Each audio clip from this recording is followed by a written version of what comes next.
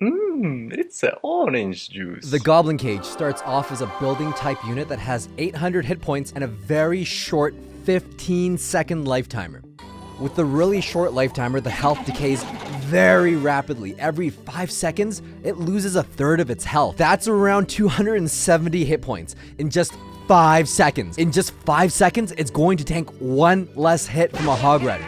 That is quick. That means it should only be planted on defense reactively right as the unit finishes crossing the bridge, so you can minimize the impact of the health decay from the timer. The primary purpose of this building card is to absorb damage from units while your crown tower and units destroy oncoming forces, then counterattack with the Goblin Brawler, or at least force out some elixir from them. The Goblin Brawler himself has 853 hit points and does 211 damage. It packs as much punch as a Dark Prince attack. Its attack speed is fast like a stab goblin, and its move speed is as swift as a lumberjack. This dude is fast. In terms of strength and damage, he's very similar to the Knight. A 1v1 in the middle, the Knight will win by just a little bit. This is very important in shifting your mindset into what kind of card the Goblin Cage is and how to use it. Think of it as a Knight that costs 3 elixir, but has 800 extra health in its first phase for 1 extra elixir. All for the cost of 4. We'll call it the Goblin Cage. The Goblin Brawler is not something you ignore. He has moderate health and damage. When a full health brawler connects to your tower, it gets 5 punches. This is over 1,000 damage to your Princess Tower.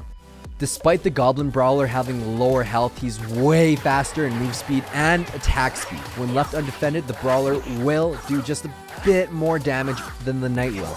The Cage can completely stop a Hog Rider or a Ram Rider from connecting to your tower, leaving your opponent to deal with the Goblin Brawler. You have to time it correctly, and you have to plant it really reactively as it crosses the ring. Think about it this way: a cannon costs 3 elixir and only attacks ground. The Goblin Cage can defend what the cannon can for 1 extra elixir. You get the Goblin Brawler. It might be able to fit in the 2.6 Hog Cycle deck, but that's going to make it 2.8.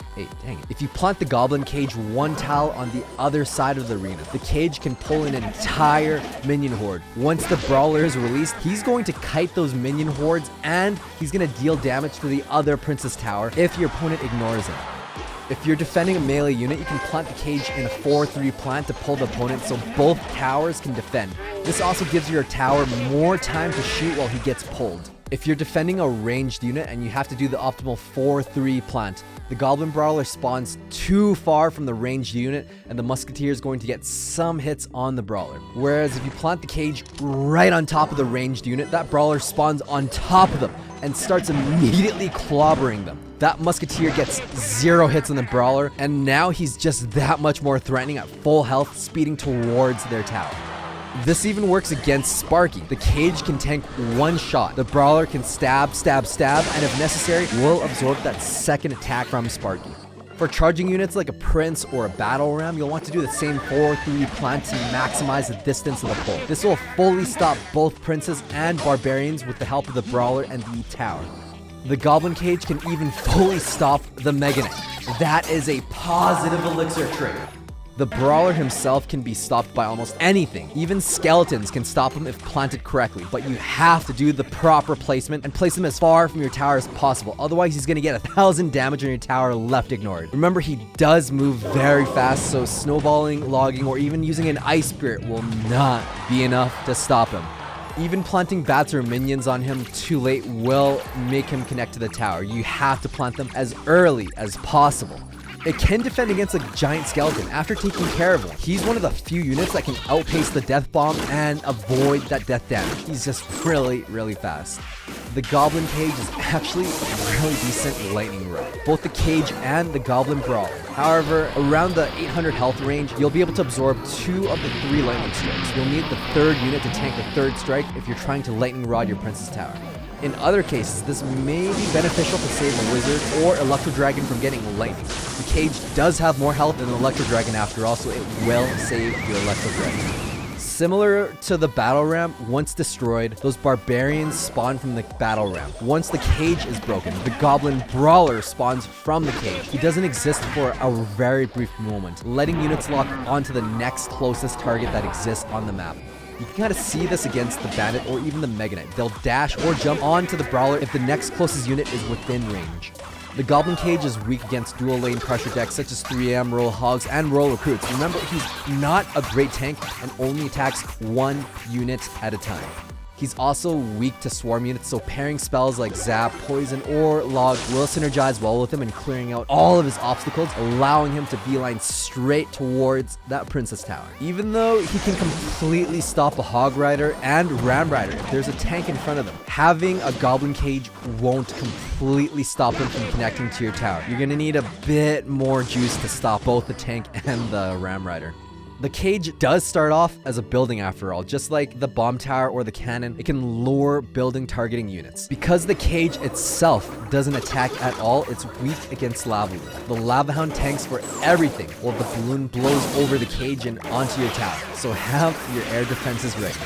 If you're defending against the bowler, executioner, or even a magic archer, make sure to plant them right before they shoot your tower and stagger your plant so that they don't splash onto your tower. Lightning does wreck both the cage and the brawler right away, so meta decks like Royal Giants and Golems, they're gonna plow right through it. Unlike any other building in the game, you'll actually want the cage to be tanking as much damage as possible. If you've taken down a Princess Tower, you can plant the cage inside the pocket and tank for whatever unit is crossing the bridge. Another example of pocket utilization is if you've got a Golem push coming along and they have Inferno Tower to counter your goal. Planting the cage can tank one charge from the Inferno Tower and spawn a Brawler to help take out that Inferno Tower.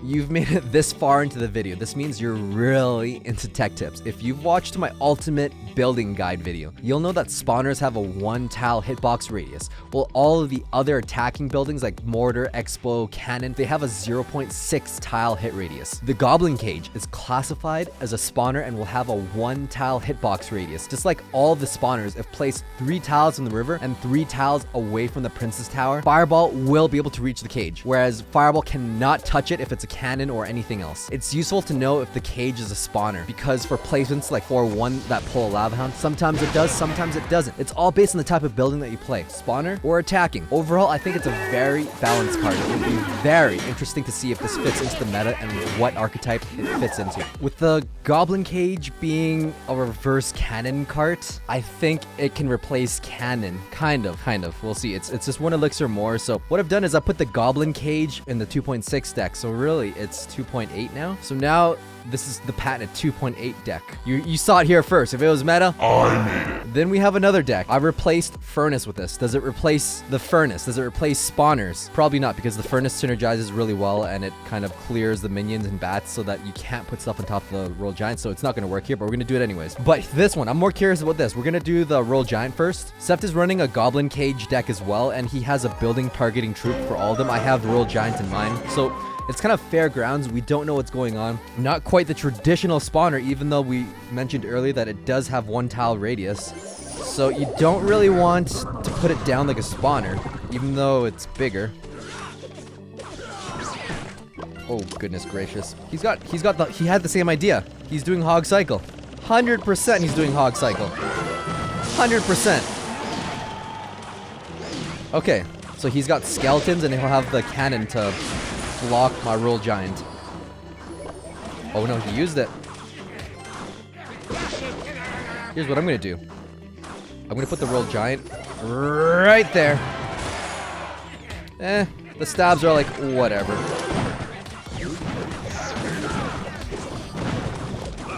Oh my goodness, that's actually really effective. I have like nothing. I'm trying this deck after. I want to try the 2.8 Hog Cycle deck. I'm onto something. This one I already told you guys had no synergy. You need the Fire Spirits to make the Royal Giant work in this, but we're gonna make it work anyways. We'll go with the Baby Dragon there.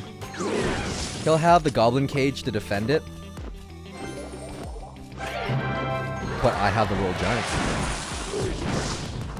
Where's the Goblin Cage? Show me the Goblin Cage. There we go. That's gonna hurt a lot, actually. He's got Hog Rider coming up next.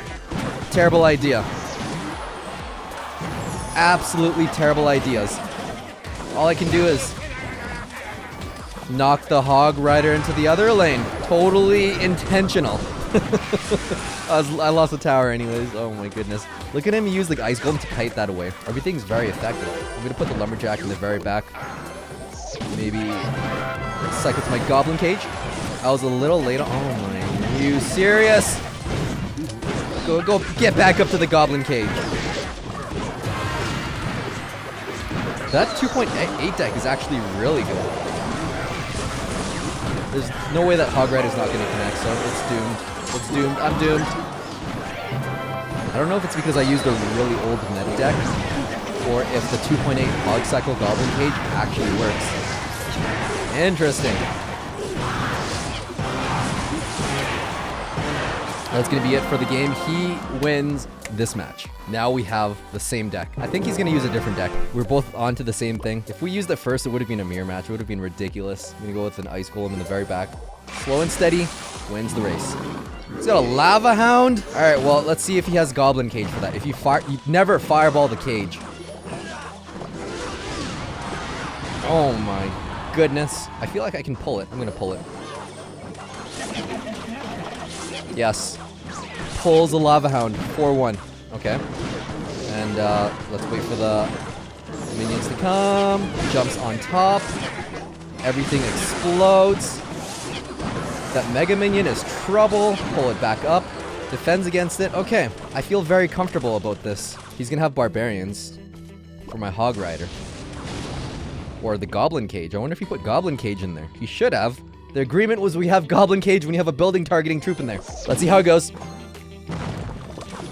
Yup, he had Goblin Cage. Look at that perfect placement. 3 hits. But I think he put it a little too high. Goblin Cage defends against Goblin Cage, but I need to cycle back. Put the Ice Golem back there. Maybe absorb the Mega Minion. Pull the Lava Hound because I'm not panicking. I'm panicking. I think I'm gonna fireball that good stuff. Oh! Value! I feel like I'm in control. I feel like the Goblin Cage works better.